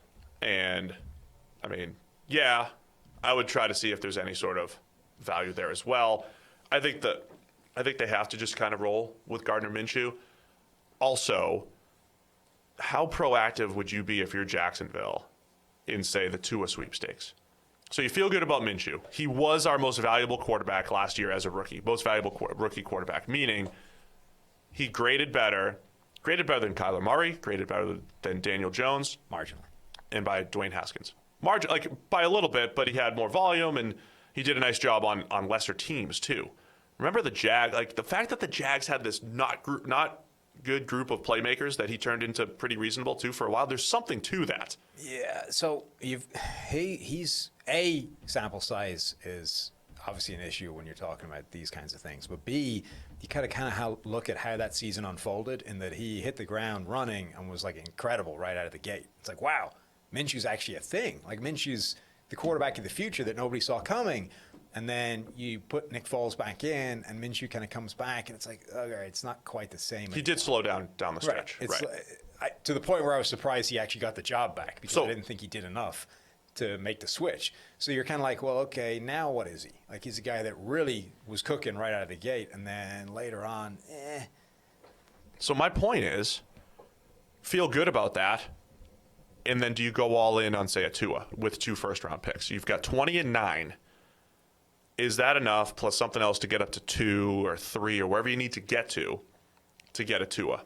Or, again, everybody's going to value these quarterbacks differently. Is Justin Herbert in play for you at 9? Completely different quarterback from Gardner Minshew. Our friends over at The Forecast actually debated, is Justin Herbert better than Gardner Minshew? I don't know that he is. But the thing about this, every time you're trying to get a quarterback, to steal Eric's phrase that nobody understands, you're chasing the fat tail, Sam. You're chasing the fat tail of the distribution, which is essentially It's almost hard to believe nobody understands that. Chasing the fat tail is just trying to get that upside, the quote-unquote upside, right? So that's why you continue to take shots at quarterback. Is this with Jacksonville, with all their other holes and needs, do you just take another shot at quarterback, or do you say 4 picks in the first 2 days, add value positions, add corners, add receivers, build around Gardner? obviously depends how you analyze all these quarterbacks available. From our analysis or from mine, I think it kind of depends where Tua slides to. If you have to get to 2 to make it happen, I would punt. That might be rich. Move on. Yeah. Roll with Minshew for a year, see what happens there. If he starts slipping to 5, 6, 7, I would make some phone calls, find out what that would take. And if it's too rich, back off. But I'd certainly be interested at that point. Beyond that, I think you need to start repairing everything else that's wrong with this roster and then maybe address it in a year's time if Minshew doesn't take a step forward. So fill all those needs. I think corner, like if they grabbed a wide receiver at 9 and a corner at 20, the value of the board matches up pretty well. Yeah. Again, if they walk away with a Derek Brown with one of those 2 first-round picks with all their other glaring needs, I hate that. I just hate it so much, and I don't hate Derek Brown as a player. Well, for this team, I think that would be silly. For this team in particular. I was fine with that for a team like the Colts, who are in a pretty good spot and could potentially make a significant upgrade to a team that's already functioning well. The Jags need like a sea change at several positions. So you need to completely transform the talent at a receiver or at a high-impact position, not just at a position that you think will generally impact the defense overall. So attack high impact positions. Might want to look at the next left tackle option going forward at number 9 as well, even though they grabbed Jawan Taylor last year. I just want to say this at a high level before we move on. You have to know the market when it comes to quarterbacks. And a year ago, throwing a ton of money at Nick Foles when he's truly not even a top 20 quarterback in today's NFL, knowing what was coming in at quarterback, what was currently at quarterback, and now, not that you can anticipate the landscape of like 8 starters being available a year later, but you can look around the NFL and say, okay, Eli Manning's like the 32nd best quarterback. Eli's not like LOL terrible. Like he's starting caliber quarterback still in the NFL compared to some of these other guys, right? So throwing all that money at Nick Foles and then sitting here a year later and trying to trade him in a market where he's like the 10th best, 11th best available quarterback on the market. Yeah. If you throw in Cam Newton as a trade, Andy Dalton as a trade option, and the 8 other free agents. I mean, their other thing is, right, that a year ago, Foles hits the market. The Jags are basically the only team interested, and they bid against themselves and give him a large amount of money that he didn't justify because apparently they needed the respect of the locker room. And now it makes it harder to flip him. To be fair, there's a lot of people that have already been fired. So, appropriate blame has been apportioned and people have been booted out of the building for these decisions. But it is worth underlining just how absurd that is as a strategy, that we take a guy who we're not sure is going to be the future, because ultimately we've talked all the time about Nick Foles being hot or cold. He's the only guy that can rival Jameis Winston in terms of volatility on a game-to-game basis. There was a reason that you were the only team that was really interested in that. It's because you were desperate for quarterbacks, and this was the one guy that maybe had the future as a legit franchise guy because he just won a Super Bowl. But ultimately, there were enough warts to that guy's game where you should have built in a very team-friendly contract that, maybe paid him big money if he justified it. Right. You didn't. Instead, you went the other way, and you threw extra money at him as like a show thing. It's like, oh, people will buy into the idea of him as a legit franchise guy if we give him all this money. If we don't, no one will buy it. It just looks ridiculous. So Nick Foles move, risky and turns out not so good. Gardner Minshew in the 6th round, incredibly valuable. Yeah. Great asset to have for the Jaguars and, some things to work with. All right, finally, let's move on to the AFC West. We didn't really fix the Jags. But Well, find some high-value positions. Okay. Receivers and corners. I said receiver at 9, corner at 20, build around Gardner, fixed. All right. Ish. All right, Kansas City Chiefs. Let's fix your Super Bowl champion Chiefs.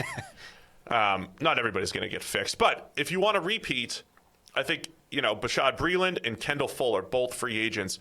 I like the idea of bringing Fuller back, the way they used him, versatile safety / corner. They moved him around. Again, assets on the back end because Spags, their defensive coordinator, Spags, has done a nice job playing to their skill sets, figuring things out, using a Tyrann Mathieu the way you're supposed to use him, all those guys, right? Assets on the back end, even though they won the Super Bowl with, on paper, not a great group. Well, that's the thing. That's what makes this a great spot for the Chiefs, is that they just won a Super Bowl. They have the most talented quarterback in the league playing out of his mind, and apparently only just learned to read defenses like a week and a half ago. That's not what he said. And your defense wasn't good. Like, it went from being awful to being reasonable, right? Took a big step forward, but there is massive room for growth in this defense. So you can spend this entire offseason essentially throwing everything you have at trying to make a defense that's good. Then how the hell do you stop the Chiefs in 2020? So job one is franchise tag and extend Chris Jones. Like, keep him in the building. Whatever you need to do, don't let him leave. If it's only 1 year, fine. But do not let Chris Jones be playing for a football team other than Kansas City in 2020. You want somebody that's going to alter game plans. And he can. Up there, right? So, yeah, he can take over games in a way not many defensive linemen can. You should not let that leave for almost any reason.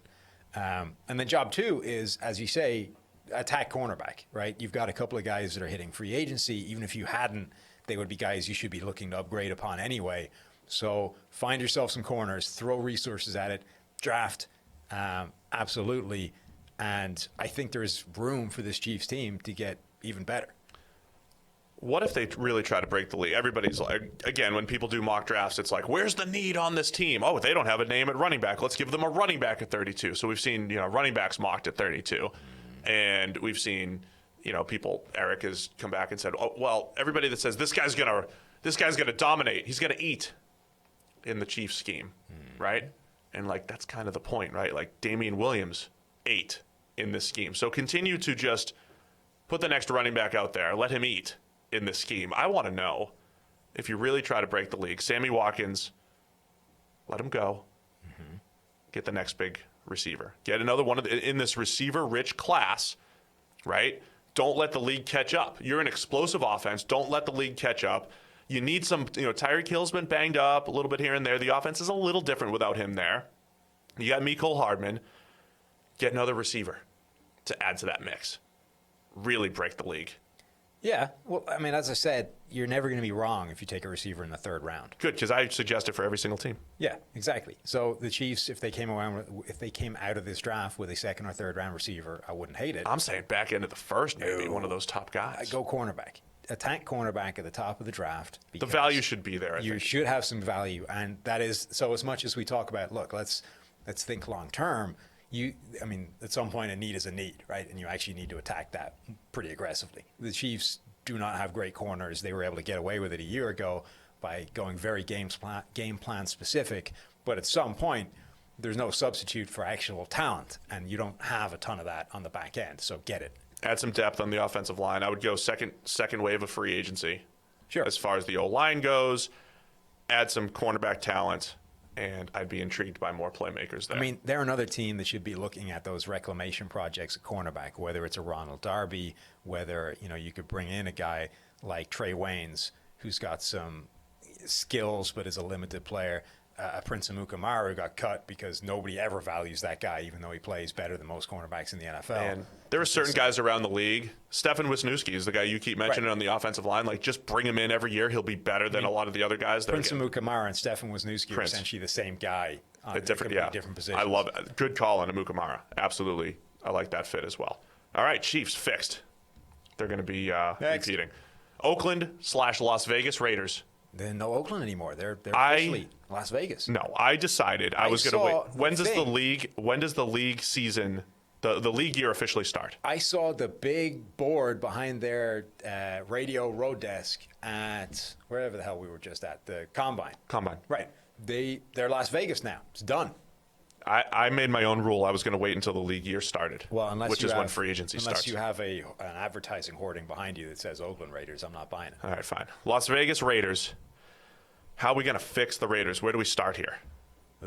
With the Raiders. Remember, all the 2 first-round picks once again, after having 3 last year.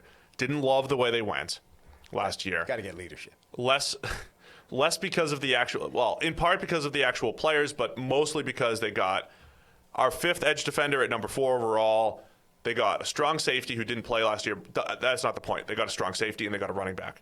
And again, the running back was fantastic last year. And it didn't matter. And it didn't really move the needle as far as winning football games. You're not just trying to draft good players anymore, Sam. We're trying to draft valuable players, my new shirt.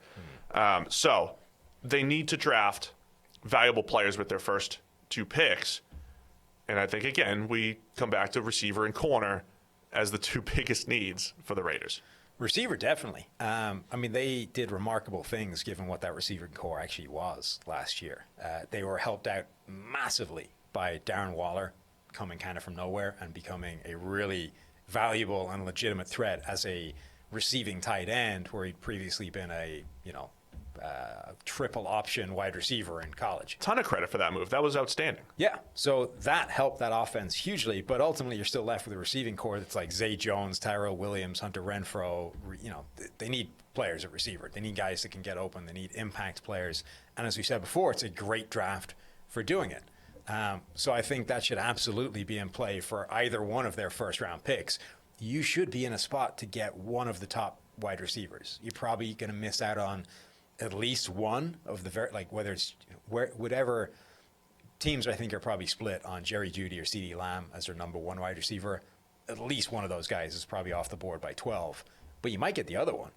And even if you don't, you go down to 19, you're going to have the next wave, I think, of receivers, whether it's a Denzel Mims, whether it's a T. Higgins. You're going to have some quality receiving options in that first round. You should absolutely come away with one wide receiver. I would say, here's the other way I would fix the Raiders. I don't completely buy into the Brady rumors going there. I also don't know that that's a move that they need to make or whatever. But tickets. Assuming Derek Carr is the quarterback there, you're gonna fire up some Matthew Stafford 2019 film and watch Stafford going full YOLO down the field and say, look, Derek, you don't have Stafford's arm, but you are more than capable of making every last throw.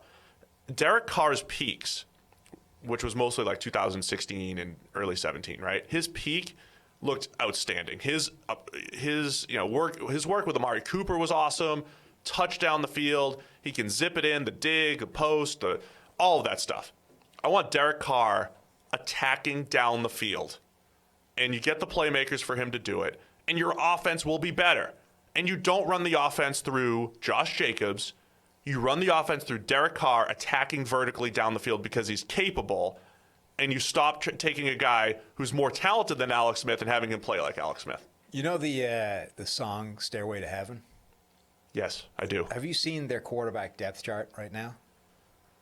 Because their quarterback depth chart reminds me a little bit of like Stairway to Disappointment. Oh, It's like we start off with Derek Carr, right? And already that's a sort of what could have been. 2016, we saw this guy look like he might be the next great quarterback, and then, Mike Glennon is the backup. He had a nice rookie season in 2013. Right. It's like, oh, look, Mike Glennon might be oh, no, not so much. Deshaun Kaiser. He had that one good game in 2017 as a rookie. Right now, it's like, oh, look at those tools. And then, no. And then the fourth quarterback right now is Nathan Peterman. And that was like, well, the analytics look kind of, no. He was the best quarterback at the Senior Bowl because he checked down. I remember my analysis was like, because he checked down more than the other guys and didn't miss as many throws. Yeah. He was the best quarterback at the Senior Bowl that week. And it's like, well, he's got a noodle of an arm, but he's been pretty accurate. And then in the NFL, it's like, well, okay, but he was accurate to all the defenders. So that, to me, the Raiders' quarterback depth chart is stairway to disappointment. That's not fixing them at all. It's not, but I just thought it was kind of funny. It is pretty funny. So I would say, again, we're repeating ourselves. Receivers and corners should be at a premium at the place where they're going to pick. I also wouldn't hate the fact they don't have a second-round pick. I would not hate if they took 19 or 12. Continue to add a couple of seconds. Their roster just needs so much help at crucial spots that you add some more seconds. You just continue to add depth to that roster. What do you do with Derek Carr? I think you trot him back out there and you try to be aggressive with him. I think you can win with Derek Carr. Right, but sure. But in this off season of exceptional quarterback availability, do you think about a change? I don't think that there's enough exceptional upgrades, at least not long term. I mean, yes, like would Brady in 2 years be better than Derek Carr? Probably, but also not definitely. I don't see where else you've got. Do they do the Marcus Mariota thing? Right, if anybody could get Marcus Mariota for like $3 million, then that's worth it. I agree. As soon as Mariota spends, remember Bridgewater signed a backup deal for like $8 to $10 million a couple years ago with the Jets. Like that's a lot of cap space to spend on like maybe. Yeah. So yeah, sure. Anyway, the Raiders, I would say, spin your draft capital. You want to look back at this Khalil Mack trade, which everybody was like, "LOL, Raiders, you idiots." If we want to look back at this Khalil Mack trade and say, well worth it for the long-term health of the team. It was the right move at the time for the long-term health of the team, in my opinion, and by all the numbers. But at some point, it's not even about picking the right players. It's about picking impact positions that will help you look back and say, look at how much better our team is. But ultimately, that's the argument against the Khalil Mack trade, right? Is that you have to turn those picks into players who ultimately have to be combined to be worth more than Khalil Mack. But if you do what the Seahawks did last year and turn one first into 6 other picks, and then it's like, okay, Khalil Mack essentially netted us like 12 players. You can maximize the chance of that happening, right? Look, the Raiders have done a bad job of even approaching making that a reality in terms of making the Khalil Mack thing match up to guys that are worth more than Khalil Mack. But so they've done a really awful job of actually, making that, of maximizing their chances of hitting on that. But that's the reason people argue for the keeping him around, is that you have an all-pro superstar here. And even if it's going to cost you a lot of money, the certainty of knowing that he is awesome is valuable. Yeah, it is. And it's weighed up against the uncertainty of being able to turn what you get for him into something as valuable or more valuable. Now, you can maximize your chances of doing that by hitting the right positions and by trading down and getting more of those shots, but it's still a gamble. And ultimately, the Raiders gambled and failed so far. That's where they are right now. Continue to trade down, find those valuable positions, unleash Derek Carr next year. All right, we got 2 more teams to fix here, Sam. Los Angeles Chargers has to start with the quarterback position. Tyrod Taylor, currently the starter. I know you're just going to roll with Tyrod. That's your guy. Roll with Tyrod.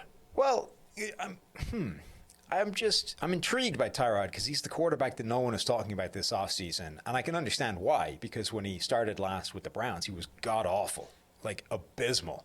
But you go back to his time in Buffalo, and he was a lot better than a lot of people were giving him credit for. He was fine. It's just his style-wise, takes too many sacks and just doesn't hit the short and intermediate stuff as efficiently as other quarterbacks. It's a lot of boomer bust down the field to and offset that bad he has drives. Yes, but to offset that, he has rushing ability and talent. That does help. That if you maximize, and a lot of coaches don't, can mitigate a lot of that stuff, right? So I'm not saying he's Lamar Jackson or anything, but if you build an offense that specifically gives that thing focus, it makes him better within the system. So if the Chargers are willing to buy into that, which they're probably not, then you'd be okay with Tyrod.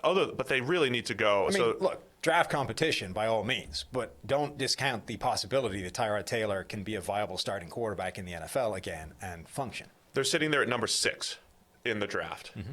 If our number 3 quarterback, Justin Herbert, is on the board, we don't think he's as clean of a prospect as Joe Burrow or Tua, but do you still have to just take a shot at him at 6? I don't love just taking a shot at. I would. So if Tua's gone at 6, or if you don't think you can get as high as you need to get Tua. Look, Tua is the optimum scenario for the Chargers, right? They somehow come out of this draft with Tua, and they now have Tua and Tyrod Taylor as your bridge quarterback. That's like jackpot. That's beautiful. Pennies raining from the sky. That's everything being awesome. If that doesn't happen, I would not force a quarterback at 6 just to get one. I might try and trade down from that spot and see how far back in the first round I could get and still snag a Justin Herbert. But I really don't love him to the point where I would be trying to shoehorn that fit to whatever it took to make it happen. I don't have confidence enough in his ability to be a franchise quarterback that I'm prepared to just take him wherever. Any of the other free agents intriguing there? Is this a Marcus Mariota spot? Is this a Teddy Bridgewater? I mean, if you we're not talking guys like Dak, because I'm just assuming they're going to end up in Dallas again, right? They're another team where I think you hang on and you take whoever's left standing, right? Because I don't think you're in a spot where you're in desperation mode. You have a Tyrod Taylor. If you come out of the draft and you didn't get your quarterback of the future, and it's like, all right, now do we still have a Marcus Mariota sitting here waiting for an ideal scenario landing spot, and can we talk him into coming here and compete with a Tyrod Taylor? I'm all for that, but I think you wait at that point. It's not an ideal strategy, but if the Chargers roll with Tyrod and say a Mariota, and they say, look, our best bet is winning on defense. That is where we've gotten corners and safeties. We have a good secondary. We've got a pass rush and all that stuff. Our only way of winning, even though it's a low percentage chance, is to play the uber ball control game. Maybe there's more Ravens type run-heavy concepts, offensively behind Tyrod or whoever's running it, and you just kind of roll with the defense, which again we know is really risky. I'd also be really tempted at number 6 to bring in Isaiah Simmons just to pair him with Derwin James. Yeah, of course you would. I would just love to see that. At number 6, I think another spot is the best tackle on the board, because for like the 58th year in a row, the Chargers need to fix their entire offensive line. Just traded Russell Okung for Trey Turner, who comes in. Who in and of himself is not fixing anything. Like, when was the last time Trey Turner was actually playing well? I mean, he's solid. The thing is, he will creep back toward average. I'll give him that. But if they have Turner in one of the top tackles, that's not a bad combo. And maybe that was part of the reasoning, right, for trading Russell Okung for Trey Turner as well. Sure. People are trying to figure out what the Panthers were thinking in that end. You need to fix like the 3 other positions on the offensive line anyway. So I would be all for taking a tackle at the top of the draft. So O-line everywhere. Yeah, always. And they're another team again where competition for Tyrod. Start looking at that second tier of free agents, because again, you need all of them. All right. Like every spot on the offensive line, start filling in some holes. Rounding it out with the Denver Broncos. How are we going to fix Denver? I would look to so obviously the theory is that they have their starting quarterback now. It's a theory. So let's build around him. Let's start giving him the best environment possible to thrive. I think Cortland Sutton had a fantastic season a season ago. Let's add more. Like Cortland Sutton on his own is not going to get it done. Let's bring in an Emmanuel Sanders, for example. Those guys aren't those are not easy to find. Right. Obviously, you had one of those and you let him go, but let's replace him. Let's get another Emmanuel Sanders, because you need to have more than just a number 1 wide receiver. They should obviously expect Noah Fant to progress and be, a serious weapon as a tight end option, but let's find a legit number 2 receiver that can be a big impact player. I think Denver's in a really tricky spot with Drew Lock. Okay. As a second-round pick who did some nice things. Wasn't Joe Flacco. Let's say that for him. Is he really better than Joe Flacco right now? Yes. Yes, he is. I don't know that he is. Oh, he is. Joe was miserable. Like, he was just depressing. I mean, when he wasn't taking sacks, Joe threw the ball really well. Listen, they're in a really tricky spot with Drew Lock. I liked the Drew Lock pick as a second rounder, where it's like, take shots at quarterbacks in the second round, as long as you're open to continuing to find the guy. I don't know that he's the guy yet. I also don't know that they're in the middle of the first round. There's not like this other guy that they should get. Here's the thing, though, right? If Drew Lock is not the guy, everybody in that building's being fired. So there's no like, let's hedge our bets and get somebody else. You've used up 8 of your 9 lives, and Drew Lock is your 9th. If he craps out as well, the cat is dead, and we're throwing him out with the trash. Like, he's gone. Listen, you still have to build around him. I would just, in the back of my mind, just be like, man, I don't want to completely hitch the wagon to Drew Lock. It was just like, it was a nice pick. But they already have. Because they had back-to-back second rounders. They don't have an alternative anymore. It's like you screwed up too many times that you don't have a fallback. If Drew Lock isn't the guy, you're all gone. It's just not a great place to be there. They had the back-to-back second rounders last year, Dalton Reisner and Drew Lock. I know they won some games with him. He played, just all right. He had a lot of help. I like the idea, though. You say playmaker, somebody opposite Cortland Sutton. You have Noah Fant, last year's first rounder, as at least like an explosive tight end that the defense has to account for. He's not the best all-around tight end. I like that as a strategy. And then you got to look at the O-line as well. Center's a spot. They got to replace Connor McGovern. But still, and then, defensively, you come back to this whole cornerback situation like we've talked about with everyone else. Their 2 best players in the secondary last year, Chris Harris, Justin Simmons, both free agents. Also, just to put a bow on the Drew Lock thing, I'm not saying I'm sold on him being the answer. I'm just saying that at this point, he is for Denver, whether they want him to be or not. He's the guy that they have to build around. He is the answer for them, because if he isn't, everybody's getting fired, and we're rebuilding this whole thing from the ground up. Yeah, that's so fair. They have to buy into the idea that he's a starter, and let's maximize his chance to succeed. From a defensive point of view, they need help everywhere. So as you said, a bunch of those guys are hitting free agency. Alexander Johnson played really well last year. Bradley Chubb, I don't think is ever going to develop in anything more than like good. Like, he's not going to be special the way Von Miller was. And what's kind of concerning is that I'm not sure if Von Miller is going to be special anymore. He started to slow a little bit. Last year was the first year of his career that he didn't I think it was the first year of his career that he didn't have a PFF grade above 90. So he like 90. Oh, yeah, it was a big drop-off as you're looking it up. Yeah. They're another team that when you're looking at the team and it's like the receiver depth chart isn't horrible, but you'd love to have somebody with Cortland Sutton, right? And because people are just filling out depth charts, they're also looking like, man, we got 7 defensive tackles, all as free agents, whatever it is, like just grab a Derek Brown or a Javon Kinlaw. They're another team that has too many holes at corner or at receiver that if I walk away with a D tackle in the first round, unless you know you're going to get one on the turn and you're playing the depth, I don't love it as a strategy. I'd rather get corners and receivers with those first 2 picks. So, first year that Von Miller did not have a PFF grade north of 90. And it wasn't just slightly below 90, it was 79. So it's like a 10-point. Yeah, his first year, like he was under 80, which is crazy. It's the first so he's had pass rushing grades below 90 before, but he's never had one lower than 85, and this year it was 71.4.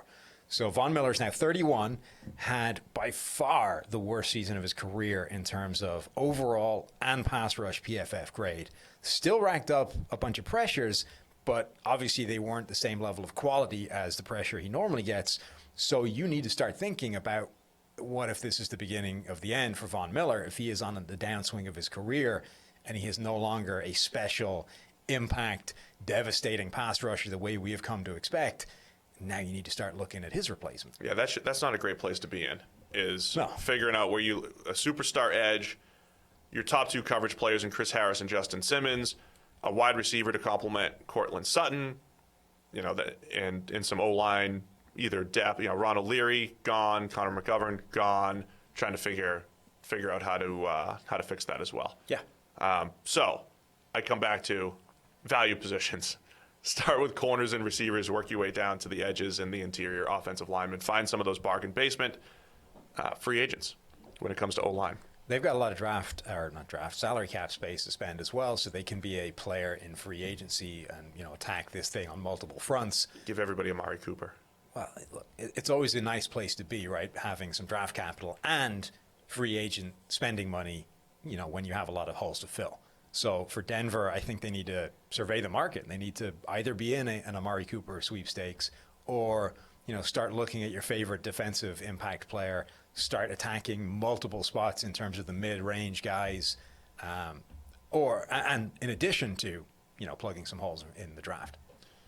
Sounds good. Denver Broncos fixed. Done. All right, we took longer than we expected. No, what a shocker. What a shocker. We're still under 2 hours. We did it. Well, that's a win.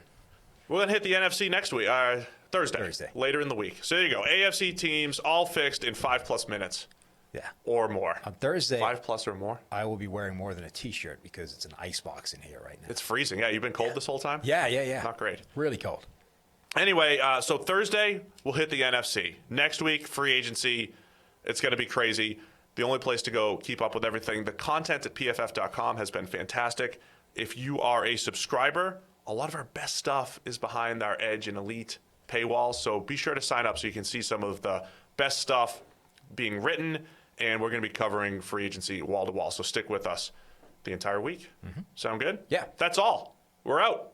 We'll see Done. you guys Thursday talking NFC.